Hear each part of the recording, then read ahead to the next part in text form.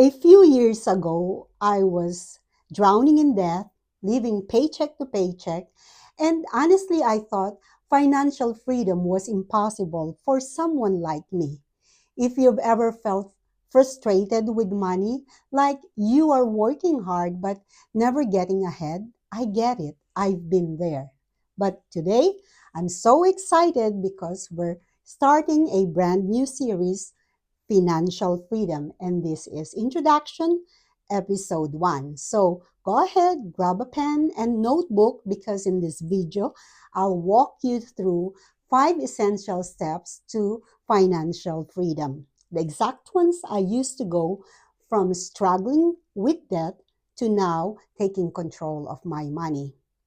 And if you stick around in the middle of this video, I'll share the one financial habit that changed everything for me. A simple shift that instantly turned my money situation around. Plus, at the end, I will reveal the most powerful book that changed my entire mindset about wealth so you can start applying it today. What's your biggest money struggle right now? Let's talk about that in the comment. I wasn't always good with money. In fact, I used to be really terrible at it. I had credit card debt. I lived paycheck to paycheck, and I thought that financial freedom was only for rich people. Financial freedom is often misunderstood. It's not about having unlimited wealth to buy whatever we want. Instead, it's about having control over our finances so that the money is a tool instead of a stressor. I remember a time when I was overwhelmed by so much debt and I felt like I was constantly playing catch up. It was a turning point for me, and I realized I really needed to take control of my financial situation. And fast forward today, I've paid off all my debt, built multiple income streams, and I'm in control of my finances. And I want to help you do the same. Imagine waking up each day knowing that your financial situation is secure, allowing you to focus on what truly matters to you. Have you ever had a money moment that made you realize something had to change? Drop it in the comments because I'd love to hear your story.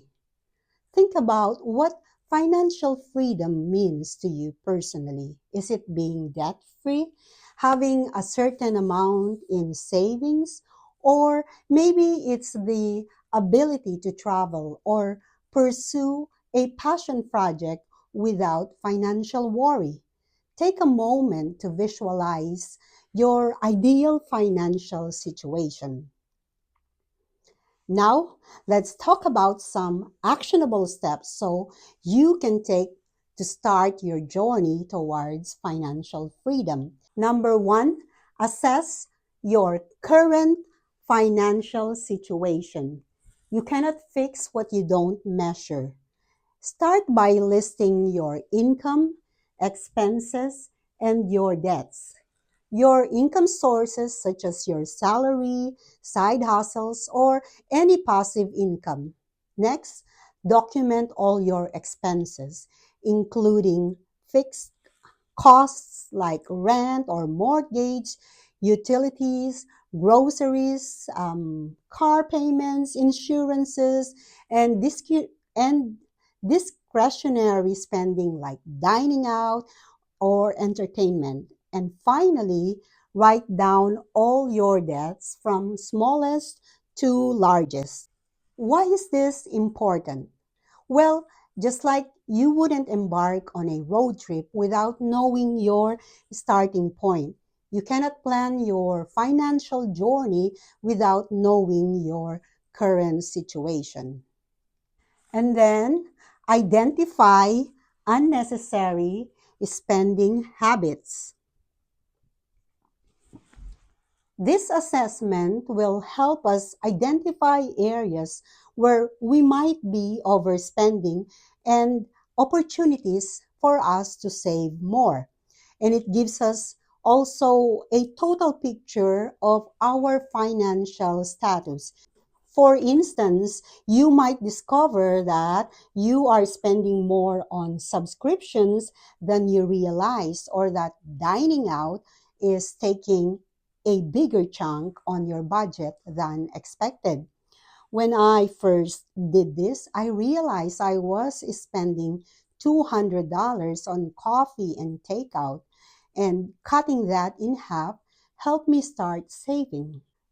By having a clear picture, we can make informed decisions about where to cut back and where to allocate more resources. Remember, this isn't about judgment or guilt, it's about awareness and empowerment. Once you know where you stand, you can set realistic goals and track your progress over time. It's the foundation upon which you will build your financial future.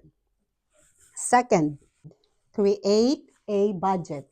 Based on your income, expenses, and your debts, create a budget that aligns with your financial goal.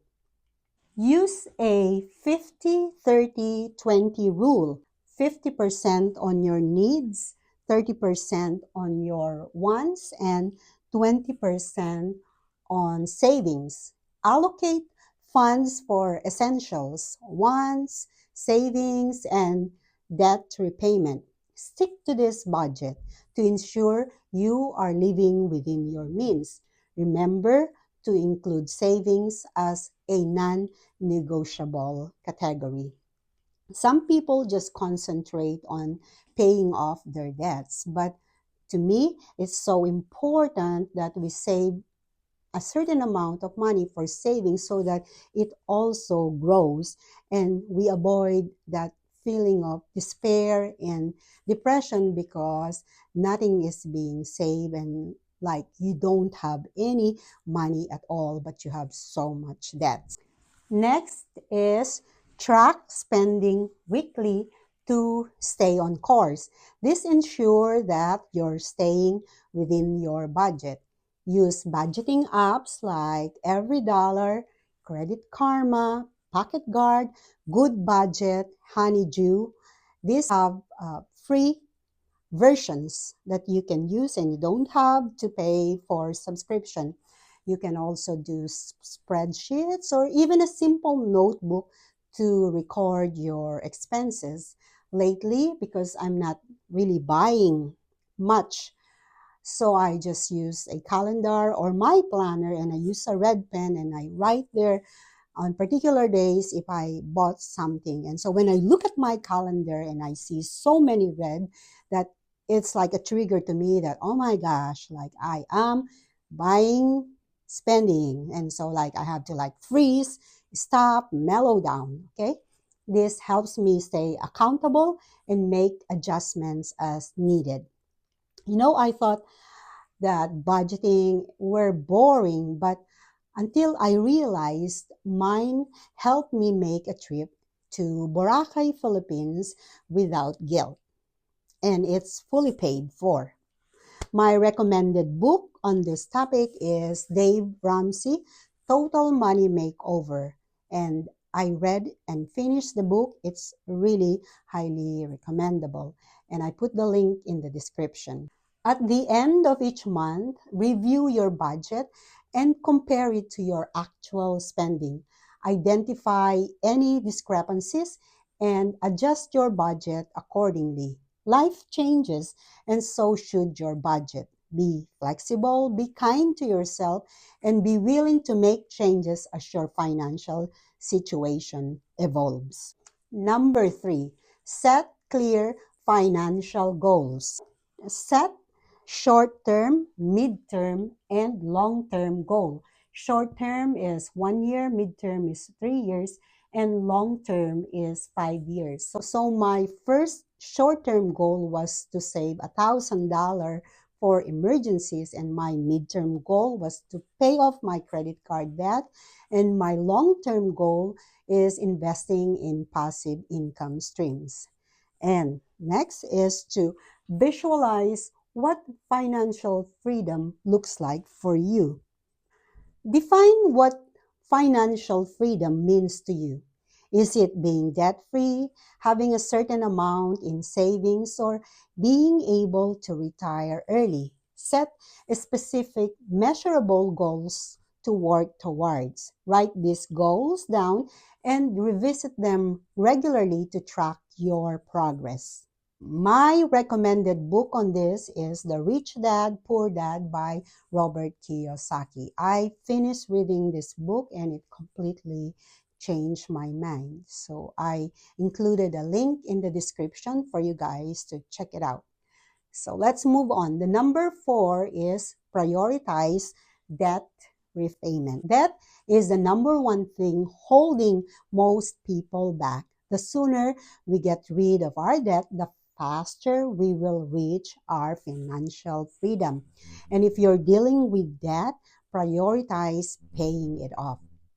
Consider strategies like the snowball or avalanche method. With the snowball method, you focus on paying off your smallest debts first while making minimum payments on the larger ones. Once a small debt is paid off, you move on to the next smallest debt.